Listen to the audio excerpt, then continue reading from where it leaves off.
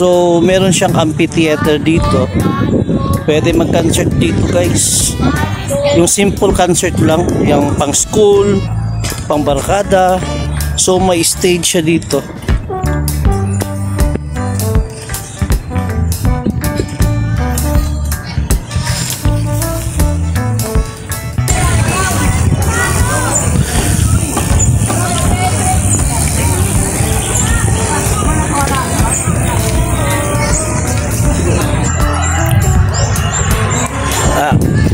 Sa mga taga Davao City, I'm inviting you to visit the Doña Vicenta Park.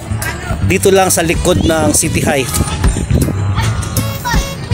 And sa mga nearby provinces and nearby cities ng Davao City, kung makapunta kayo ng Davao, bisitahin nyo ang place nito. Nasa likod lang ng City Hall sa Torres.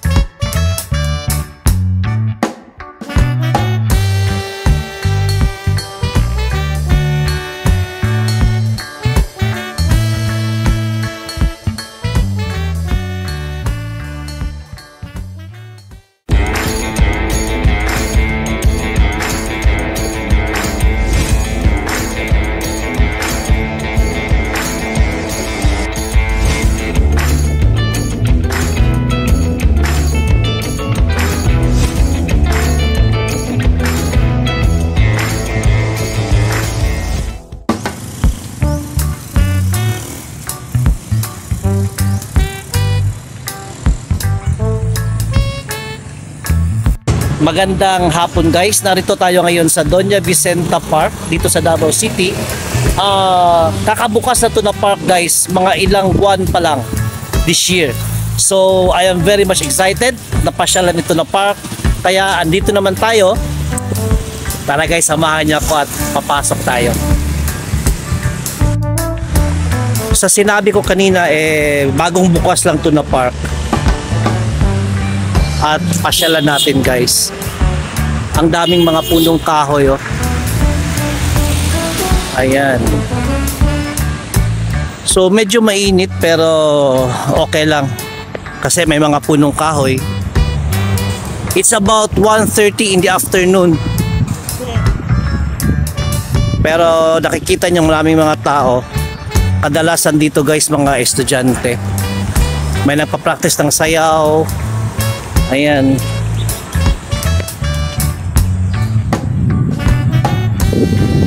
Ganda ng mga punong kahoy guys. So, nice at hindi nila pinutol.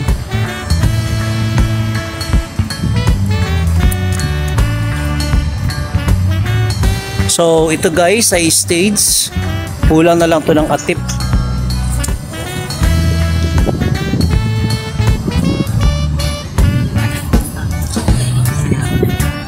Ayan mga estudyante yata yan oh, nagpa-practice ng sayaw.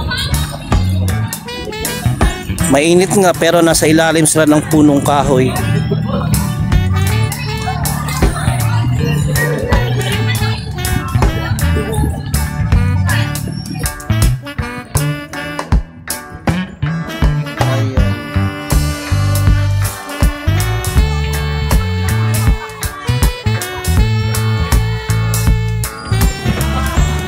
Ayan guys, so may nagpa-practice pa ng mga sayaw din. Mga estudyante rin to. Kasi batang bata pang tingnan eh. 1, 2, 3, 4,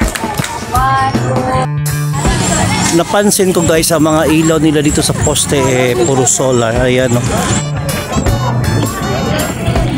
Halatang halata na solar kasi may panel guys. Solar panel.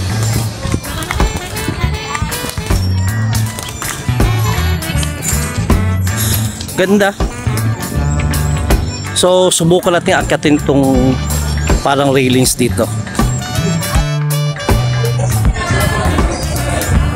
So akyat tayo sa railings guys.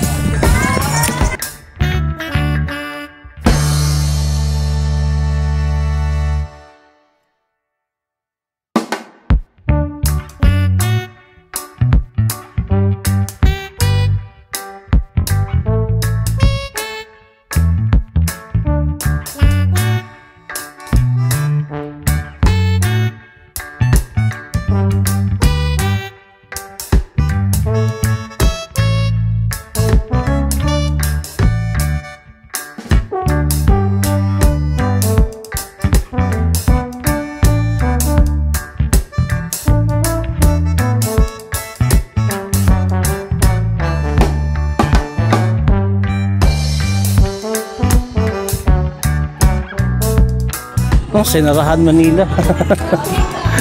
I don't know bakit sinarahan. So hanggang dito lang tayo. Hanggang pa siya sa dulo guys. Doon.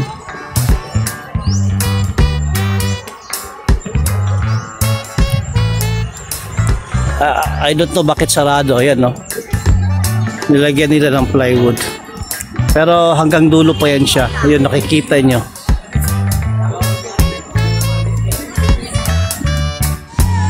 So guys balik tayo. Sarap ng hangin. Ayan yung dugtong ng railings guys. So, hanggang sa dulo. I don't know lang bakit sinarahan. Ayan. So meron siyang amphitheater dito. Pwede mag-concert dito guys. Yung simple concert lang, yung pang school, pang barkada. So may stage siya dito.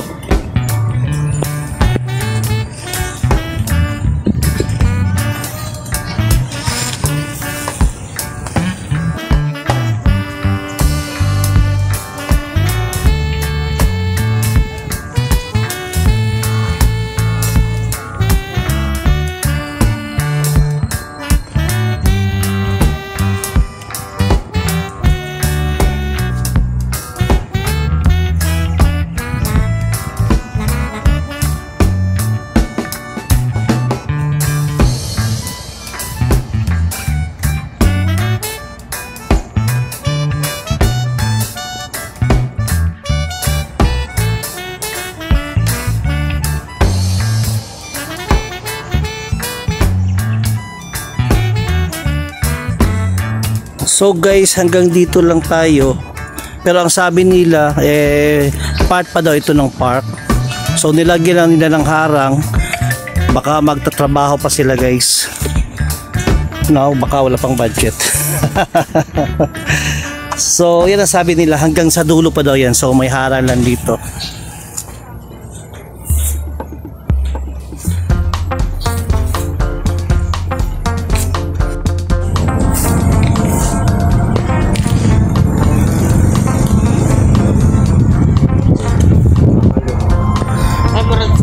Akyat sana tayo pero yan nga hinarangan oh. May harang din dito sa kabila guys oh.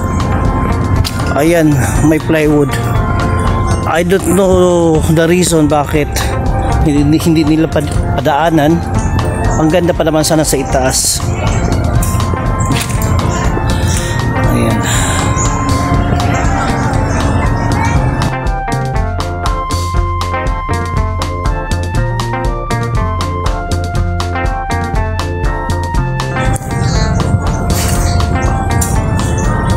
Hindi naman gaano kalakihan ng park guys, pero nakaka-enjoy din. At least may park no. Actually sa palibot nito ay isang subdivision, Marfori subdivision at saka Doña Vicenta subdivision. At saka wala ka gaano maririnig ng mga sasakyan na dumadaan. Meron yan. Pero at least yung kung sa Bisaya pabay's mingaw. Walang sound ng mga sasakyan. So may nagsabi sa akin na maganda daw dito pag gabi. Muntik na kong nahulog. So may nagsabi sa akin na maganda daw dito pag gabi. Magaganda daw ang ilaw guys. So puntahan natin to one day. Puntahan natin to sa gabi guys. Hindi lang ngayon kasi uwi pa ko ng Tagum. At least nakarating ako dito. Matagal ko nang gustong puntahan ito. So I have to go now. Next time punta tayo dito ng gabi. Pero ang sarap ng hangin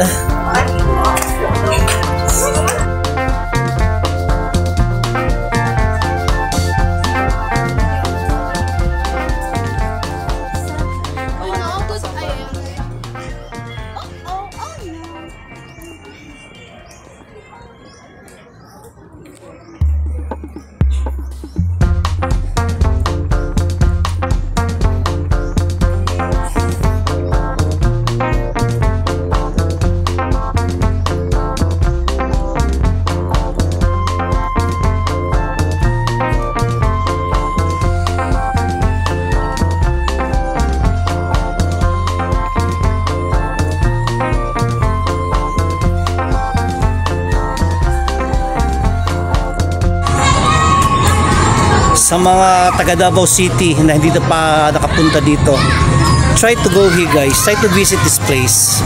Hindi naman siya kalakihan pero maganda siya guys. Sa sinabi ko na kanina, bagong bukas pa lang ito. I think wala pa siyang 6 months. And especially sa gabi, maganda ng mga lights dito. So sa mga taga Davao City, I'm inviting you to visit the Doña Vicenta Park. Dito lang sa likod ng City High. And sa mga nearby provinces and nearby cities ng Davao City, kung makapunta kayo ng Davao, bisitahin nyo ang place nito. Nasa likod lang ng City High sa Torres. So hanggang dito na lang, and I have to say goodbye and God bless you guys. God loves you.